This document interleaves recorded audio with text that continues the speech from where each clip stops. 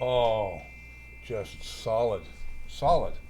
As a rock. Yeah. Solid Welcome into the as Top a 40 rock. Timeline Radio video trivia show, where we take this week in music history and tell you what happened, just like the radio show, only we do the other side of it, the video side. And I'm Big Daddy, Russ Horton, and this, of course, is Leah Lywood, and my brother from another mother, Lee Lakin. And we'll have Mandy drop in a little bit later on as well when we say goodbye for Christmas. But No, for Christmas. Well, are we going to do air radio next week? I Huh? think we will. oh yeah, We're that's going to be right. live There's a next date week, today. so I'm, we all this frivolity. I'm thinking we're closer than we really are. well, right? that too. It's we're, Yeah. we're still 10 days away. So Well, we're brought to you by the Air Radio Network and our radio stations that we have. We have FM 108.ca, which is Canada's oldies station, 50s, 60s, and 70s. And we don't stop the music. We give you the weather and stuff, and then we play the stuff you don't hear on mainstream radio anymore.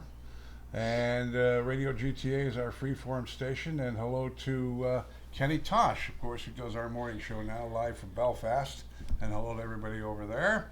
And are getting a lot of viewers in the UK now because Kenny is a very popular British Yeah. announcer. Yeah. And of course our local radio, Halton Hills Online Radio, and our upcoming air radio business ventures that are to come. And we're looking forward to. looking forward to the new year. That's right. Sure, we're coming up on that really fast. So Now I'm going to let Leah Lywood is the one that actually compiles all this stuff. Leah and I are not allowed to read the script, so you might hear us stumble once in a while because the reason for that is she wants to blow our mind once in a while. and We've got has a very few. much so. So Yeah, and she does a great job of it, as a matter of fact. But we will indeed let her lead off with the lead Oh, you off sure you don't story want to there. lead off with this one? Yeah. Are you sure you don't want to put some Oh, stuff- Jefferson Well, Airplane's lead singer, Grace Slick, after being invited to the White House, went with some acid and a plan to dose President Nixon. that would have been hilarious. The president's daughter, Tricia, invited many of her fellow Finch College alums, including Grace, to tea at the White House. So the Somebody to Love singer went with acid and a plan to drop it in the president's drink. Fortunately, or perhaps unfortunately, the Secret Service viewed her as a security risk and didn't let her anywhere near the president. Probably a good idea. Well, the fact that she was carrying a bit of blotter with her might have been... Can you imagine President Nixon on acid? I would don't imagine. know. I would imagine she was probably there on acid too, as well. So She Of just had a course, but birthday. she would know how to handle it. not That's long the ago. difference. She had a birthday not long ago, as a matter of fact. Some interesting stuff about Pink Floyd here, Lee. yeah, there's 5 wee tidbits here about Pink Floyd's "Wish You Were Here" that will be shared each day this week So on each- our Facebook page. But we're going to share them all for you right now. Intimidated by the massive success of Dark Side of the Moon, Pink Floyd originally considered making an album called Household Objects, using rubber bands, wine glasses, and cake mixers as their instruments.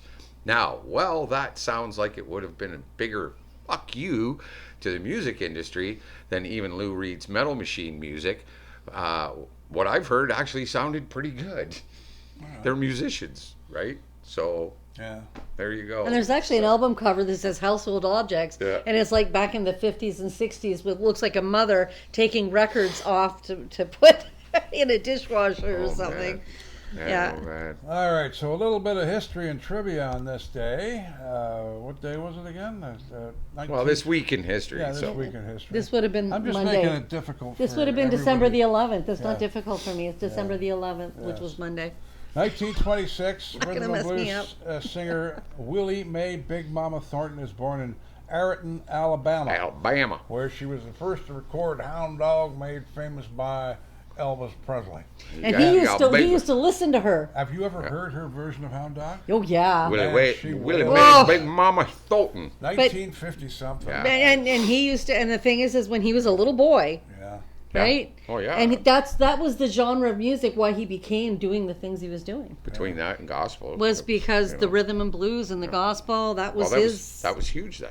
Yep. You know. Sad day in history. This Memphis. week in 1964, on this day in music, December 11th, 32-year-old soul icon Sam Cooke. He was shot and killed in the Hacienda Motel, Los Angeles hotel room. And while the details surrounding his death remain shrouded in mystery even to this day, Cooke's impact as an artist is undeniable. I love Sam Cooke. Yeah. Bertha Franklin, manager of the motel, told police that she shot and killed Sam in self-defense because he had apparently attacked her. And police found Cooke's body in Franklin's apartment office, clad only in a sports jacket and shoes, but no shirt, pants, or underwear. The shooting was ultimately ruled a justifiable homicide. That was a strange story. There's still a lot of Still, question marks well, over what so happened. She follows, dressed you the know, the body Tupac up, thing. or didn't she, or Yeah. didn't do it, or didn't he? Like, Follows the Tupac, thing, and when you think of Sam Cooke, you're talking bands like the Rolling Stones, Aerosmith. he's up there with the icon. He's an icon. He was an icon to these people, the Beatles even. These people listened to his music, and the music they wrote came from him in a lot of cases. Such a soulful singer. Oh, yeah. All right, so go ahead with 1966. My turn? Am I going now? Yeah. Alrighty. You got to get a cattle prod for this chick. No, actually, I was just waiting for you guys to finish talking. Okay. So I'm just sitting waiting. 1966, Elton John's band Bluesology opens for Little Richard at a show in London. Elton later says, "When I saw Little Richard standing on top of the piano, all lights, sequins, and energy, I decided there and then that I was going to be a rock and roll piano player." And a great decision that was. No, yeah. I'll do this one. Yeah. 1968. Incidentally, before I go any farther, tomorrow is Keith Richards' 80th birthday. Man. Wow. 80th. Who'd have thought he would have gotten that far? No, Good for him. I don't even think he did. No. I really, it does concern me on, when we're all dead and gone, who's going to be hanging around with Keith? Yeah. Oh, he'll figure it out. He always does. Him and Willie Nelson. I mean, He's got it. He's got it. We don't have to worry about Keith. He's No. good. 1968, the Rolling Stones record the Rolling Stones Rock and Roll Circus TV special and then bury it for nearly 30 years. The Rolling Stones organize and headline the event, which is played under a grungy circus that for invited guests, most of whom wore yellow ponchos. Among the acts preceding the Stones' performance are Jethro Tull, The Who, Taj Mahal, and assorted circus acts. circus acts? Yeah. Yeah. Wow. Oh yeah, they had all kinds of things going on. I'm not sure about a trapeze, but I know they had different Wow. clowns. They even and, had circus animals and Yeah. What a show. Also appearing, the Dirty Mac, a one-time grouping of Eric Clapton, John Lennon, Keith Richards, and Mitchell. Can you Wow. imagine? Wow. I can't even imagine. That's crazy. The recording takes far longer than expected, lasting until 5 o'clock the next morning, leaving the Stones exhausted from their performance. At one point, Jagger rips off his shirt to reveal the Luciferian tattoo he is rocking on his chest. The special never airs. Rumor has it that Jagger is so disappointed with the Stones showing that he kills it. The decision is held off until October the 12th, 1996, when it is finally shown at the New York Film Festival and released on video. So he has a Luciferian tattoo on his chest, or did he get rid of it? I think he's gotten rid of it. I Since. I would don't imagine think. it's Yeah. a smart thing for him to do. I don't wouldn't think you? it's. Yeah. I don't think it's Yeah. there. All right, funny story here. The first time the Beatles smoked pot was with Bob Dylan, and that's so that they could understand him. They met up at a hotel, and Dylan offered them some weed, and Dylan had assumed that the Fab Four had smoked it before because he had misheard their "I Can't Hide" lyric from "I Want to Hold Your Hand" as "I Get High." Again, we're talking about Bob Dylan here. All right, we got another tidbit, number 2. From Pink Floyd. Instead of suddenly rich and always miserable Roger Waters said, "Fuck you" to the music industry with the lyrics like the one in Roy Harper sings "Have a Cigar," the band is just fantastic. That is really what I think. Oh, by the way, which one is Pink? And he did tell the name of the Game Boy. We call it "Riding the Gravy Train." He was always Oh, he was a strange dude. out there in left field. Oh, God, No doubt yeah. About it. I can Yeah. hear the tune as Oh, I God, see those yeah. lyrics. It's like, A little bit of history and trivia.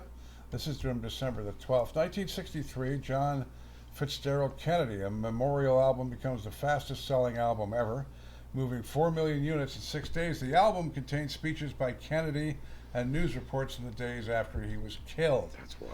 In 1976, at a show in Lakeland, Florida, Kiss guitarist Ace Frehley is I nearly remember that. electrocuted I remember this. when he grabs a metal railing on the poorly wired set, completing a circuit that sends current right through his body. Oh, You're yeah. getting away from that, baby.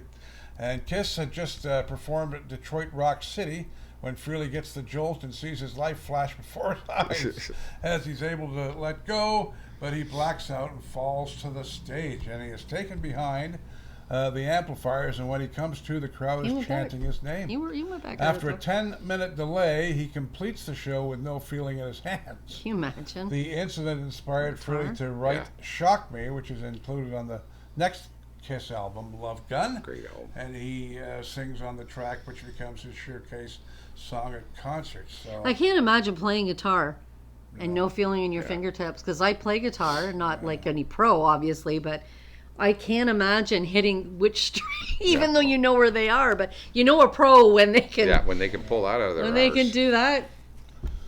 watch me pull a rabbit out of my hat. What's going on in 1980?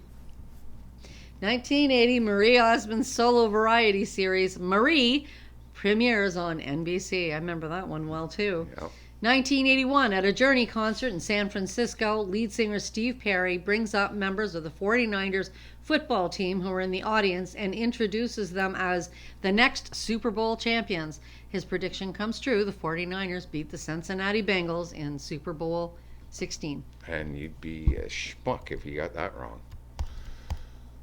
Do another one.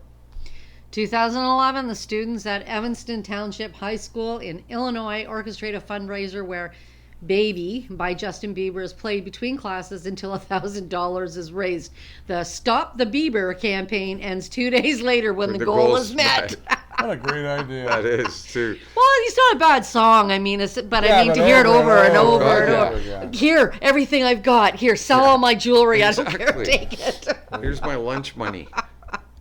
All right, jumping to 1984, Def Leppard's drummer Rick Allen had his left arm amputated after being in a very serious car crash. It took him about 2 years of physical therapy, but he was able to continue as the band's drummer and even play live. To do this, Allen had a drum kit specially made that allowed him to use his foot to replicate the parts that he previously used with his left hand. Can you imagine? You're a drummer. Can you imagine having I've done it. the muscles that you'd have to build in your legs even? And your brain, too. Well, yeah, Your brain, to recirculate what you're doing, yeah, for sure. I've done it. I've actually tied my hand behind my back and done it. And you can do it. But again, Of course. it's that 2 years of playing and playing and playing and playing. Well, you know what Yeah, it's like. more. People that are amputated end up in situations where, even though it's gone, they still go to use it because they always feel that ghost. When you watch him play, the ghost arm, right? you still see it Yeah. twitching when he's playing. Just another little tidbit that goes with that story is Phil Collins was actually one of the major guys that designed that drum kit for him. I believe it. He's amazing. Oh, the guy was genius. Phil was one of the most diverse drummers I've ever seen, And he and was to a sing lefty. to sing all of his music and play, Yeah. that's talent. And he was that's a talent. lefty. Yeah, just like you. You get this Pink Floyd one. Oh, Big another Dad. Pink Floyd tidbit here. A great bit of the album is dedicated. This is from the Wishing You Were Here album. A great part of that album is dedicated to the old Pink Floyd leader, Syd Barrett, of course, who through drug abuse and/or mental illness had become one of rock's tragic figures. He is the crazy diamond addressed in the two epic tracks that begin and end the album. You were caught in the crossfire of childhood and stardom, blown on your steel breeze. Come on, you target for faraway laughter. Come on, you stranger, you legend, you martyr, and shine. An unrecognizable Barrett, fat, bald, shorn of eyebrows, visited the studio during the session. Listening to Shine On You Crazy Diamond, he apparently never realized he was the subject of the song. And they didn't know it was him when he was in the studio. Wow. No. He went in the studio, was there through some of this, and left, and they never knew that he was there. They didn't recognize him at all. I've seen a video of it where they turn around and go, "Who was that?" Exactly. They had no idea. Absolutely I'll none. do one more here. 1981, Evanescence lead singer Amy Lee is born in Riverside, California. Her future bandmate Ben Moody hears her playing a Meatloaf tune on the piano while the two attend a youth camp in Little Rock, Arkansas in 1994. And the following year, Evanescence is born, and the rest is history. They had, what, 2 hits, and they were gone. I actually know my daughter went and saw her on tour just before COVID. Her, Amy Lee, and all kinds of others, and great show. Oh, great band, yeah. Unbelievable. Great musicians, definitely. So 1987, Paul Simon, Bruce Springsteen, Billy Joel, and Lou Reed perform at a benefit concert for homeless children held at Madison Square Garden in New York City. Springsteen introduces a new introduction to Born to Run, which he uses on his upcoming tour. I woke up one morning and realized that I wanted a home, he says, and nobody wants or deserves to be homeless. Very true. And were the homeless people kids there? That would have been really cool. All right, 2001, perhaps hoping for a Nigel Tufnell Spinal Tap moment, Slash shows up at the joint in Las Vegas where his old band Guns N' Roses is playing, and he's denied entry. As band management doesn't want to upset Axl Rose. Oh, no. A number of reports they surfaced in the feuded. past 25 years regarding what led him to fall out with Rose and leave the band, including a disagreement over Michael Jackson. Axl even called Slash a cancer in the band. Big bold words. Slash even revealed the last words he said to Axl before quitting was basically it was just, I'm done. And it wasn't even it wasn't about me leaving the band. It was not continuing with the new band that Axl put together that he was at the helm of, which was the new Guns N' Roses. And I was given a contract that was basically saying, join this new band. He added, it took about 24 hours before I decided to, this is the end of the line. And Slash stated in an interview, the catalyst that led to me and Axl bearing our hatchet was just 2 of us talking for the first time in 20 years. When he puts it that way, it seems so simple. Ultimately, it came down to the 2 friends talking out their problems after years apart, and that seems to really happen. You know, you age and mature, and you know, realize how silly it was. Yeah, history was history too, right? A lot of testosterone was going on when they were back in the I'm day. sure there was between that and egos. Yeah. 2012, this week, police bust a bizarre murder plot targeting pop singer Justin Bieber. Oh, Justin's in the show again. A team of 3 hitmen in Albuquerque, New Mexico had been making plans to stalk and kill the singer and even castrate him. Oh, yeah. One of the 3 men had reportedly been obsessed with Bieber to the point of having a tattoo of him on his leg.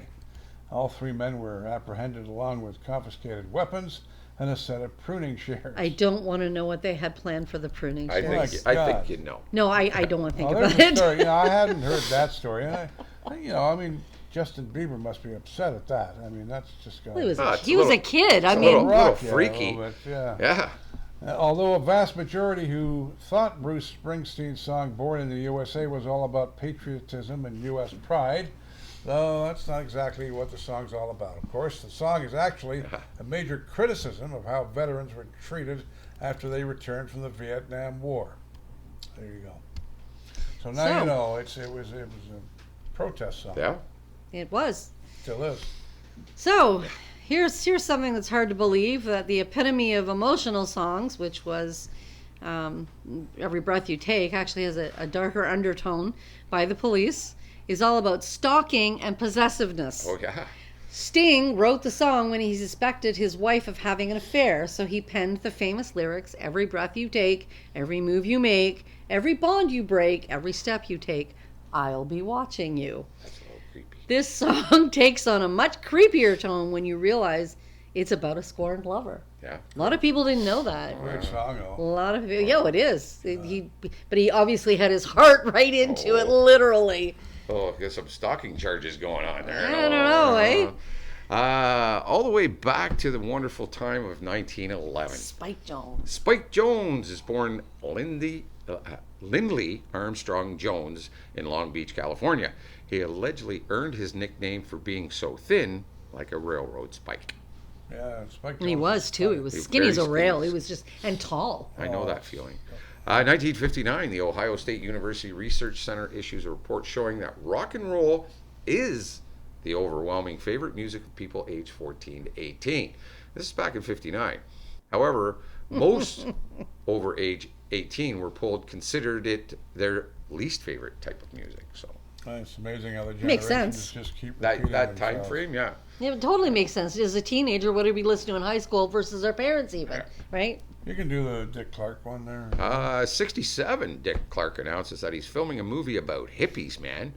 The Love Children, starring Jack Look, he's Nicholson in it, and though. Dean Stockwell, and featuring the music of Strawberry Alarm Clock and The Seeds.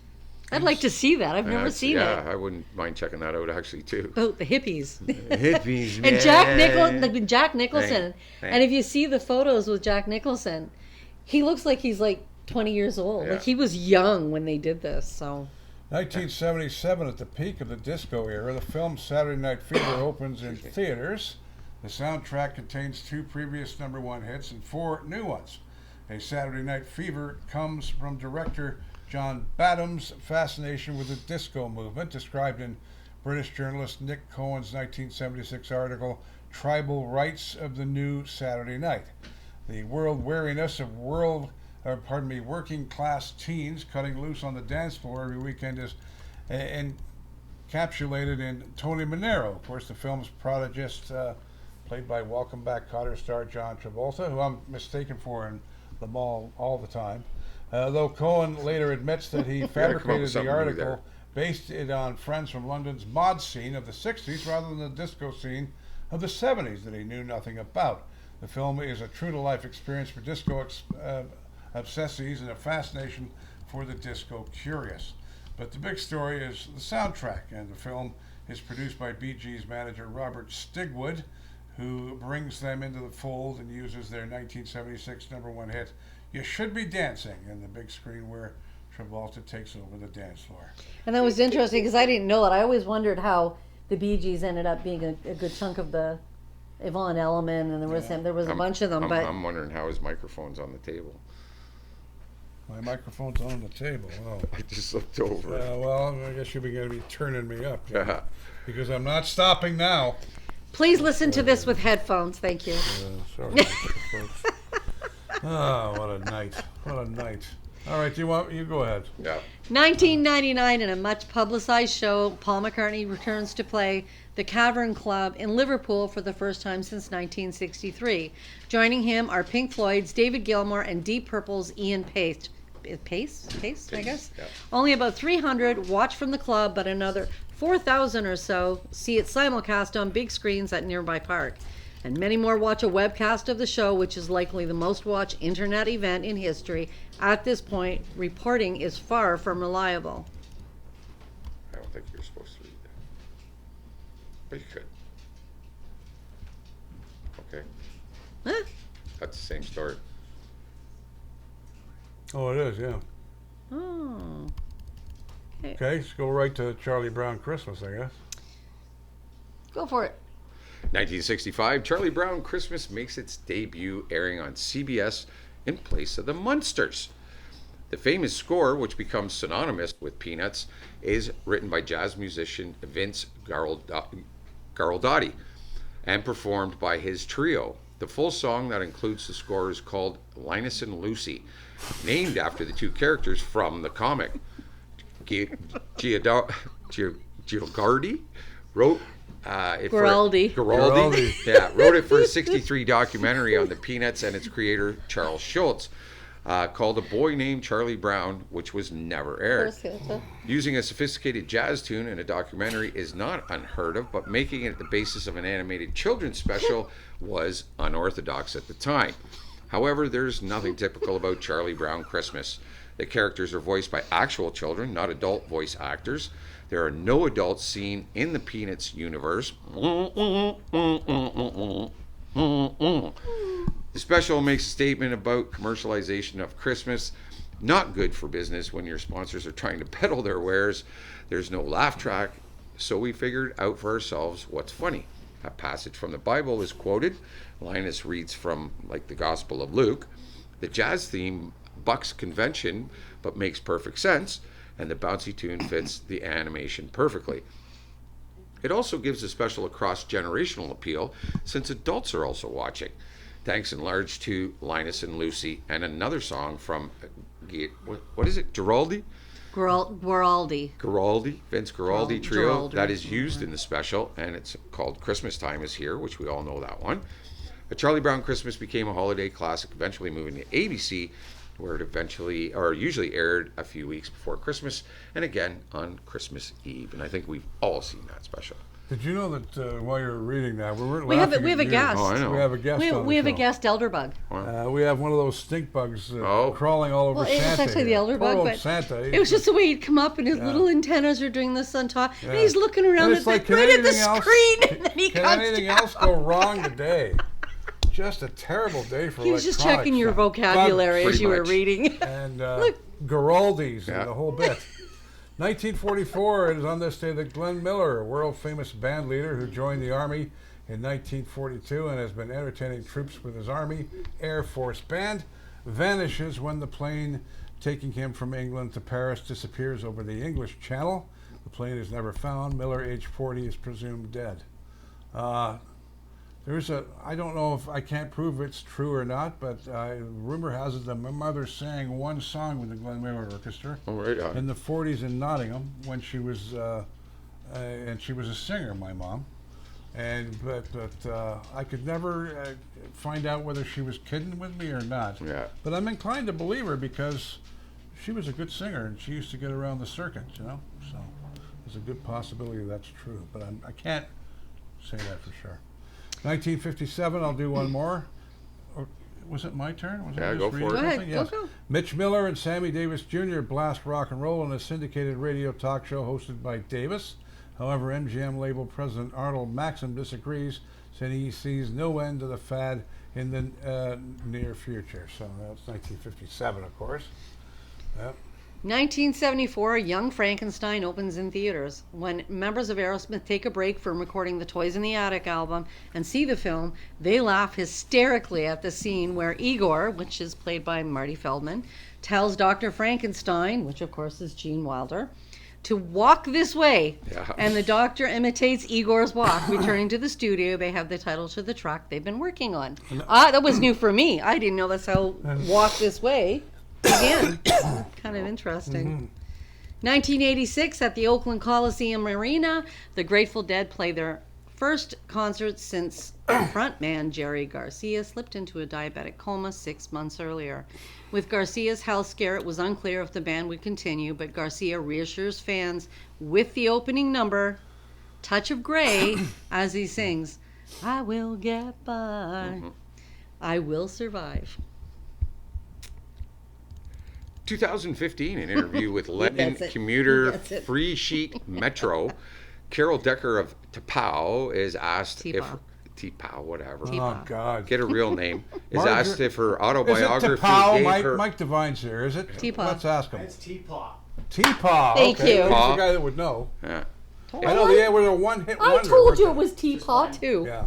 She's asked her if her autobiography gave her any insights into her personality, and she replies, it did actually. I'm a bit of a Yeah. C word. Yeah. See you next Tuesday. Yeah. See you next Tuesday. We're not going to say certain words on this show. I've No, never God, said no. that in my whole life, and I certainly will not begin now. All right, I gotta take that off. It's too hot. Yeah. Are we almost All right. done? So We're that at is the it. end. That's how we ended. Remember I said to you. No, but I mean time-wise, are we almost Yeah, done? we're About bang on 28 pretty minutes? much. All right, thanks for joining us on the Top 40 Timeline. It's been a wonderful day of electronics and things going wrong. And No, it's an elder we bug. had a mouse earlier on the other show that died actually off the back wall because it wouldn't work. Laptop that wouldn't work, microphones that Laptop. didn't work. Microphones that didn't work, and then And we have a No. new mascot. It's an we have elder a- bug. It looks like an elder bug. that's a Something- stink bug. If you stand on those things, they Oh, it might be. stink. It's not the color of the Yeah. road. Yeah, they stink. Yeah, those they're ones. not Oh, going to this hurt might you, be. but here in Ontario, so Canada, we we- have them this time of year because This- they come inside, see. See, But and poor old Santa. Put it right up to the thing. You know what I'm saying? Actually, as a matter of fact, He doesn't walk have to- right around. No, the don't room. do Nah, that. I can't be Oh, bothered. God, that'll just blow everybody's mind, wouldn't it? he's just enjoying his time with right. Santa. Maybe We're it's brought to you Santa's by pet. the Air Radio Network, which includes Radio GTA and the Kenny Tosh Show, live from Belfast every weekday morning. And a lot of people are listening to that now, and that's good. We're getting a lot of Yes, thank you, views Kenny. on That's our awesome. video from the UK, and that's good too.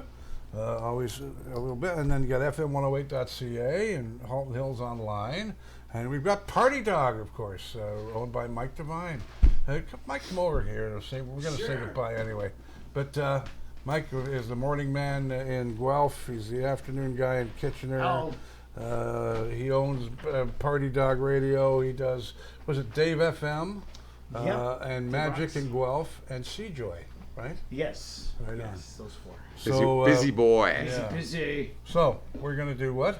Going to say goodbye or say happy holidays and Merry say Christmas. the phrase that pays to get out of here, so we can. I can go and. He's already got us not doing this next week. You realize that, right? Oh, that's fine. We got a busy thing next week We're anyway. We're at a dealership and have some commitments next week, so we won't be around.